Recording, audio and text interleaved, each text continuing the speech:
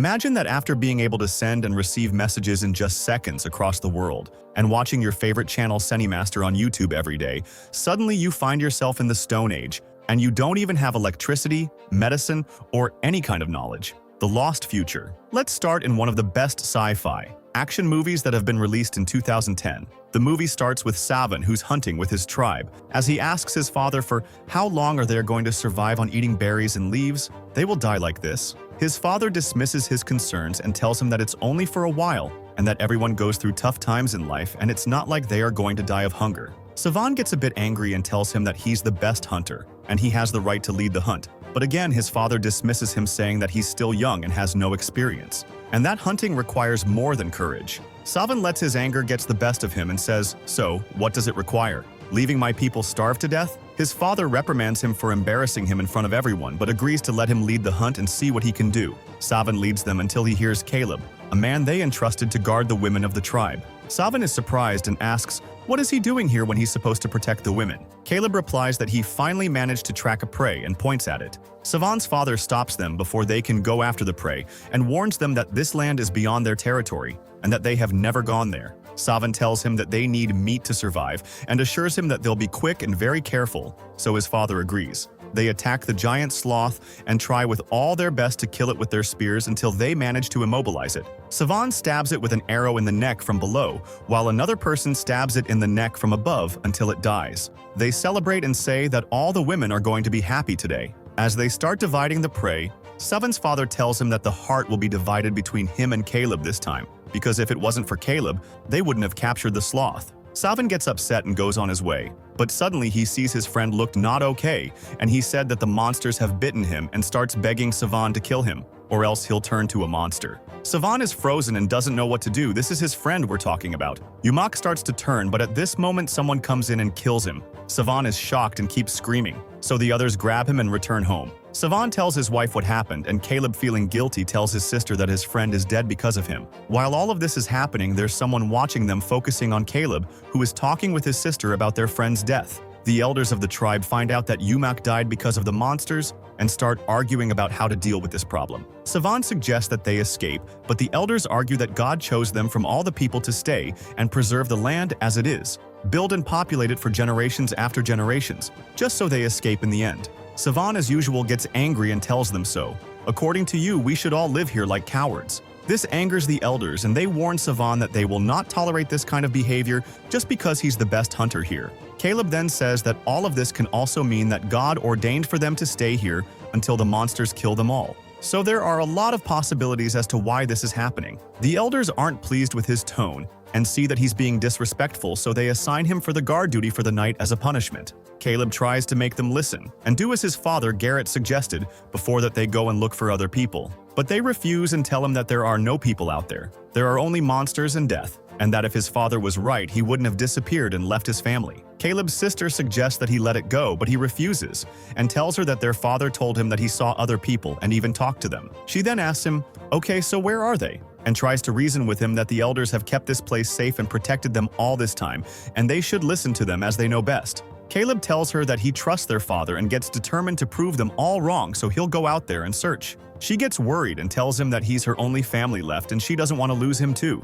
Caleb assures her that he'll come back and then leaves at dawn while she's sleeping. But halfway, he notices that a lot of monsters are heading towards his village. The monsters attack them, killing one of the guards, which alerts Savan, and he starts screaming to warn everyone to go and hide in the cave. While everyone is running, the monsters are killing a lot of them, including Savan's father. A monster attacks Savan's wife, but Caleb comes to rescue her and saves her by killing the monster. A group of people arrive at the cave, and as they enter, one of them says that they should close the cave. They hesitate for a moment because there are still people out there, but in the end decide to close it to protect themselves. They actually close the cave, but before that, one monster managed to enter it, so they attack it until it dies. Of course, we see that Savan, his wife, and Caleb have survived outside the cave because they are the main characters of the movie. Caleb suggests they look for someone who can help them, but Savan gets angry and tells him to stop talking nonsense like his father and focus on their current issue. There is no one out there except the monsters. Caleb says, "So are we in Marina. The monsters are here killing us. So why don't we try at least?" His wife persuades him that there is nothing here but monsters, and if they stayed here, they'll end up dead. Savan agrees but gives him only one day. If they can't find anyone in one day, he will return with his wife. Caleb shows them a book his father gave him and taught him how to read. He also tells them that people in the past used to preserve their knowledge in books like this one for the people who comes after them to use it and benefit from it. Savan snatches the book and throws it angrily, saying that they don't have time for this. And as they are talking, a monster appears and attacks them, which turns out to be Savan's father. Savan's shocked and keeps saying that he can't kill his father. Suddenly, someone appears behind them and quickly kills the father with his bow and arrow. Finally, they believe Caleb as they see with their own eyes that there are indeed other people out there. They ask him who is he. He responds that first of all, they need to admit that Caleb was right. Caleb is surprised that this man knows his name and tells him so. The man confesses that he's Garrett's friend, and that he promised his father that he'll protect Caleb and his sister. He makes sure that they are not injured, and then explains that getting bitten by a monster isn't the only way to get infected, but it only speeds up the process. He tells them that one can get infected if he or she is in close proximity to a monster, and that when someone gets infected, his lung starts to dry out, his throat gets dry, his eyes burn, and he won't be able to breathe at all. However, they ask why isn't he afraid of monsters if he knows all that. He responds that he's immune, because he took the medicine that helps against this virus. This medicine is like yellow powder, but there is only a few powder left. They ask him to get them to a place where they can find this powder. He agrees, but tell them that he needs to grab some things from his house first. On their way, they wonder why isn't he worried that some monster attacks them right this moment, to which he replies that monsters are afraid of water and that his house is surrounded by water so they won't be able to cross the river. When they arrive at the house, they are amazed and ask him how did he build such a beautiful house. However, he says that he didn't. It was already there and he just fixed it. He then introduces them to his wife, who's a little hostile towards them, and says that they don't belong here. The man argues with his wife because of her attitude. She argues back that he knows they are already infected and how it's dangerous that he brings them here. He tries to tell her that Caleb is the only person who can read and that he can help them to continue what his father has done. However, she's not convinced and says that he's only a child who can't do anything like his father. He then tells her that they can't continue living in fear and that they should at least try to fight, if not for them, then for their son and their grandchildren's in the future. He asks Caleb and the others about the elders' opinion on the virus. They tell him that they think it's a punishment from God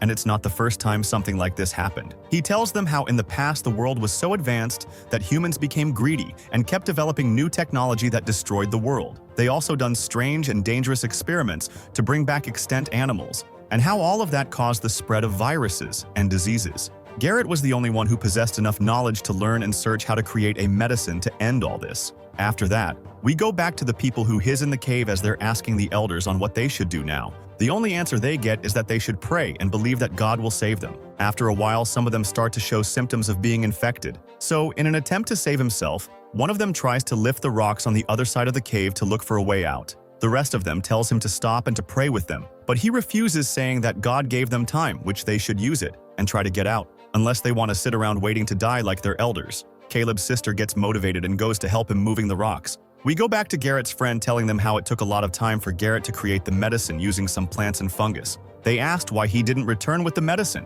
He answers that after creating the medicine, Garrett was on his way home, but he got killed and the medicine was taken, except a small amount. At night, the man's wife gets worried, so she locks the door to their bedroom and goes back to sleep. While on the other side, Caleb can't sleep as he keeps thinking what should they do now. The next day, we see Savan's wife washing her hair, and Caleb tells her, "Is it the right time for doing this?" She replies that it's the only thing that can help me get quieter. In the cave, after a while of removing the rocks, the people could finally see a small hole which only allows a tiny person to go through. So the girl tells them that she will go through it. We go back to Caleb and the others, getting ready to leave to look for the medicine. Before they leave, Garrett's friend tells his son to look after his mother while he's gone. The man takes them and tells them to get on a boat, but it was their first time seeing a boat, so they are worried it might tip over. However, he reassures them that the boat would float just fine with them on it, and he proceeds to explain and show them how to paddle in order to move the boat. He instructs them to use both hands, push the water, and paddle in the same direction and the boat will move.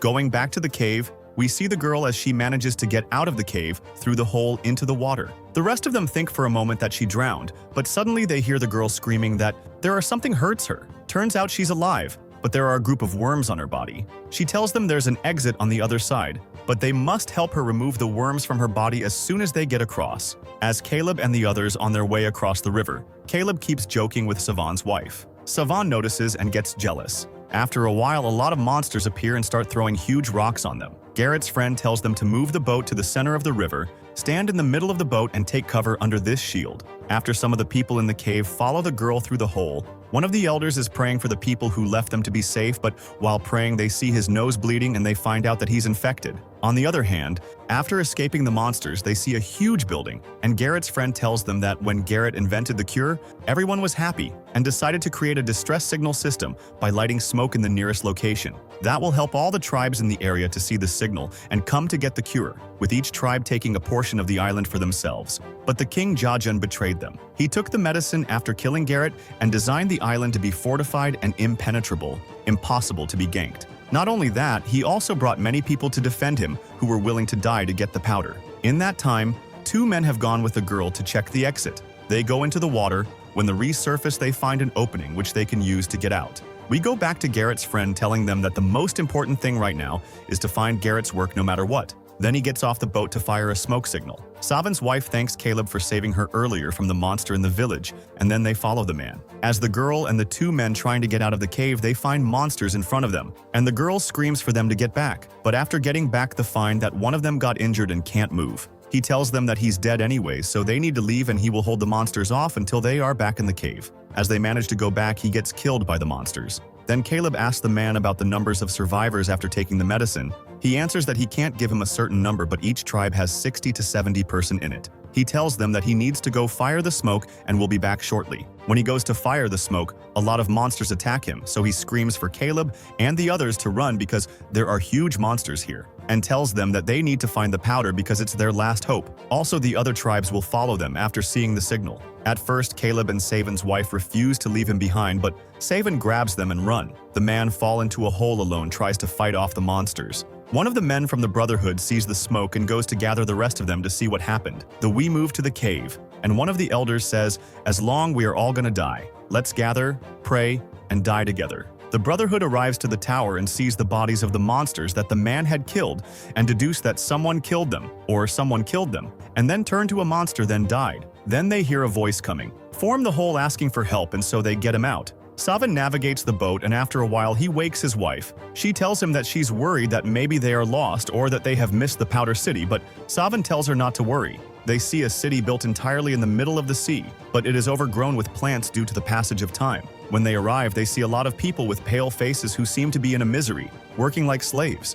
And behind them, there are other people who look healthy. Whip anyone gets late. Savan and the rest see someone running, so they follow him and tell him that they are here to get the powder. The man tells them that all of them are here for the powder and to stay away from him because they're of course infected. They try to get him to listen to them, asking him if he knows someone called Goggin, but the moment he hears his name, he panics and runs. Savan chases him, but he loses him, so he gets back to his wife and Caleb. However, when he returns back, he sees that Caleb and his wife have been captured. Garrett's friend tells the Brotherhood that they need to save Caleb because he's the last man who can read, which makes him the only person who can complete his father's work and make more powder. But the Brotherhood tells him why should they bother themselves by a war that they don't care about? They are already immune, so they don't need the powder. He tells them yes, sure, but what about your grandchildren and their children and all of the people who need saving? He motivates them that this is their only chance to save everyone. Savan watches the men who took his wife and Caleb and sees as Gagan asks, "Then who are they and what do they want?" They tell him that they want the powder. He replies,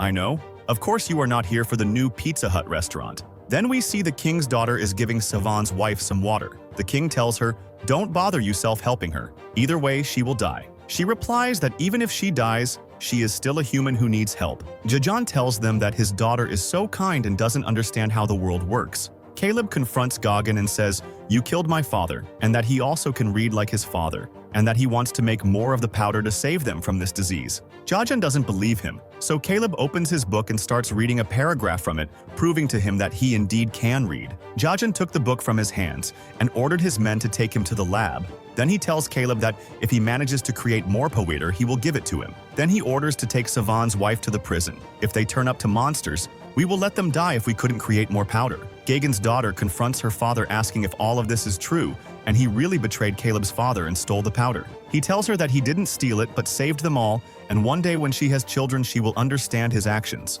Savan finds Gagan's daughter and tells her, "Don't worry, I will not harm you," and asks for her help to find the powder or else she'll be complicit in their murder. Meanwhile, the guards take Caleb to a room full of books to start making the powder, but he doesn't understand anything. Savan and Jajun's daughter go to the safe room and she tells him that Jajun keeps the powder here. Savan feels that something is wrong and explains that this safe seems old and has a lot of dirt on it, and if Jajan really uses the powder every day as she says, there should be at least handprints or something. And then proceeds to search in other parts of the room. Caleb keeps looking through his father's work until he finds the chemical formula needed to make the powder, but tells them that it will take some time to make. Jajan yells at him that he's stalling, and he's just as greedy as his father. Suddenly, his daughter appears and tells him that someone is trying to steal the powder in the safe room, so he forgets Caleb and runs to it. We go back to the cave, and one of the elders eventually turns, but they manage to kill him before he attacks them. Jajan goes, and the moment he tries to take the powder, Savan attacks him. They keep fighting until Savan takes it from him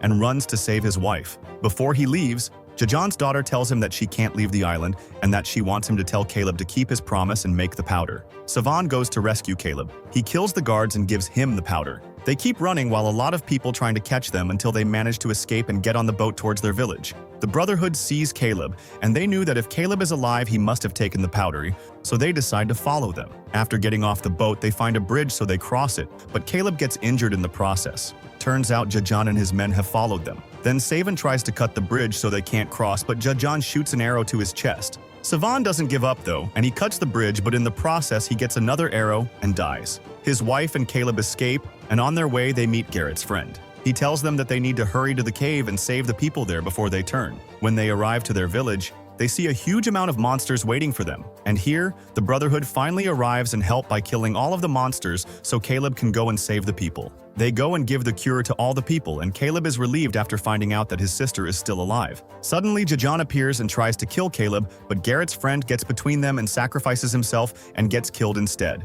But before he dies, he tells Caleb that he promised his father that he'll protect him and that he has kept his promise. And finally, Caleb takes a dagger and kills Jajan. One of the personal guards of Jajan's daughter tells her that she doesn't need to worry and that her father will come back, but she responds that unfortunately her father has used the powder as a weapon and that he won't get back. After a while, we see Caleb in Garrett's friend's house, and he is relieved when he looks at his sister knowing that now she can read and teach other people how to. Now he can continue his father's work to make the medicine and save as many people as he can.